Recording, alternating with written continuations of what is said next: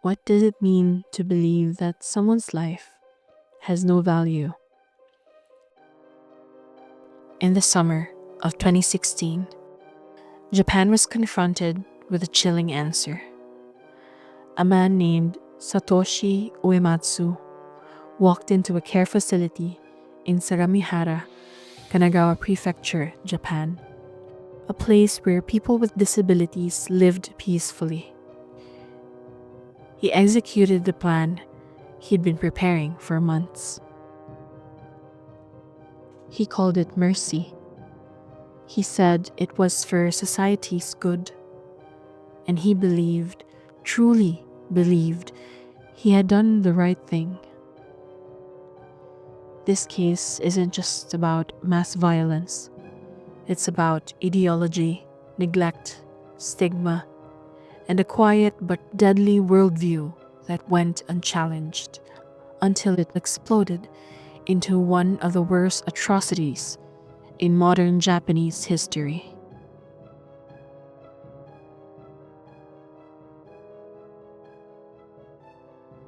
On July 26, 2016, in the early hours of the morning, 26-year-old Satoshi Uematsu broke into the Tsukui Yamayuri care home. Armed with sharp kitchen instruments and cable ties, he tied up the staff and moved from room to room. At each bed, he asked the same question: can they speak? If the answer was no, he attacked. Using the sharp objects he brought, he thrust the necks, the chest, or torsos of residents as they slept. 19 people lost their lives, 10 women and 9 men. The youngest victim was just 18. 26 others were injured, wherein 13 were critically wounded.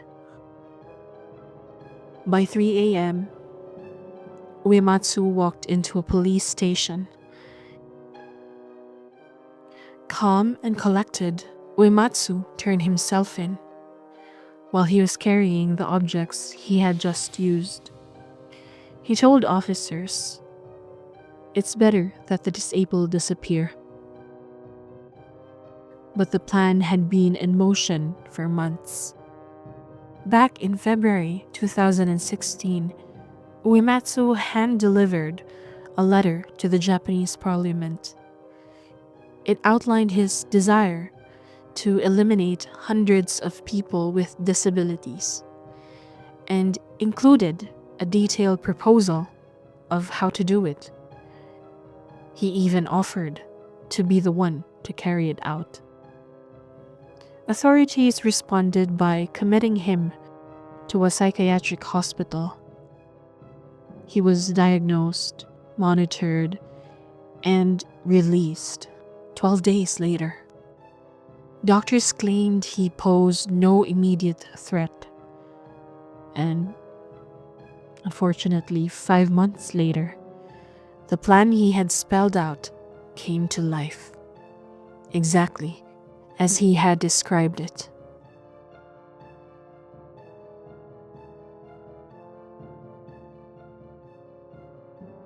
So how do we begin to understand this? Let's start with what Uematsu believed. He subscribed to a radical, distorted form of eugenics, the belief that certain lives are unworthy of existing. In his mind, people with intellectual or physical disabilities lacked value. He viewed communication, the ability to speak, as the measure of personhood. In fact, he said those who couldn't speak had no heart. He was driven by extreme ableism, cloaked in the language of compassion. He called his actions mercy.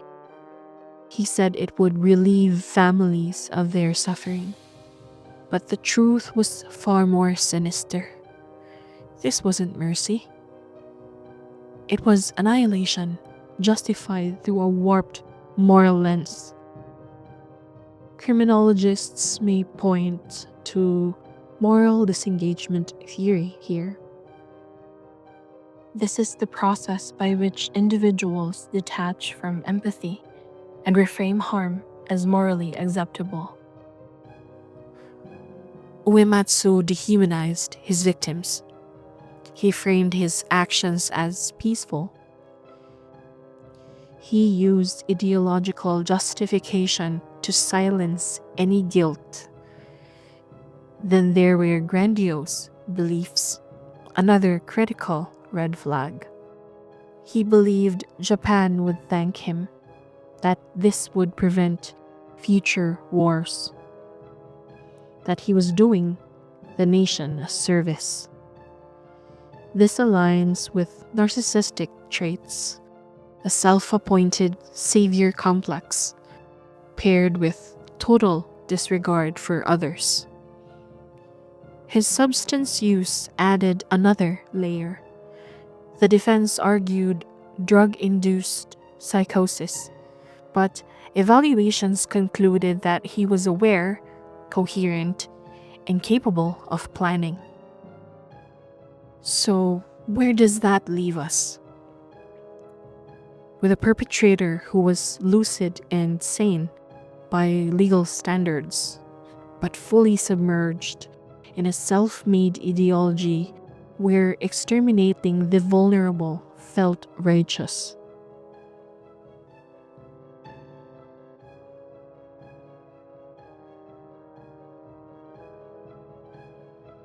Satoshi Uematsu didn't just unalive a mass of people. He walked society into a mirror. He didn't act in isolation. He acted in a society where disability is still stigmatized, where large institutions keep people out of public view, where families fear shame more than tragedy. This was a hate crime, rooted in ableism, a targeted attack against people already marginalized. Only one of the 19 victims had been named publicly. A young woman named Miho. Her mother chose to speak her name so the world wouldn't forget her. The others remain unnamed, silenced in life, still silenced in death. Even after the court sentenced Uematsu to capital punishment in 2020, many questions still remained. Has Japan addressed the failures that led to this? Has the mental health system changed? Are the people with disabilities safer today? Laws were reviewed, oversight was improved, conversations got louder. But stigma, invisibility, and institutionalization, those things still linger. In his final courtroom moments, Uematsu said nothing to the victims' families. No remorse, no apology. He had already explained himself over and over. He believed he was right. This wasn't just one man's delusion. It was an extreme consequence of a belief that had long existed beneath the surface. That people with disabilities are burdens. That society works better without them. And unless we confront that belief head on, it doesn't go away.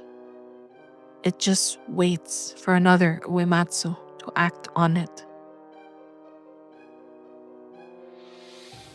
The 19 lives lost in Sagamihara weren't nameless, faceless, or voiceless. They were people. And the worst thing we could do is forget them.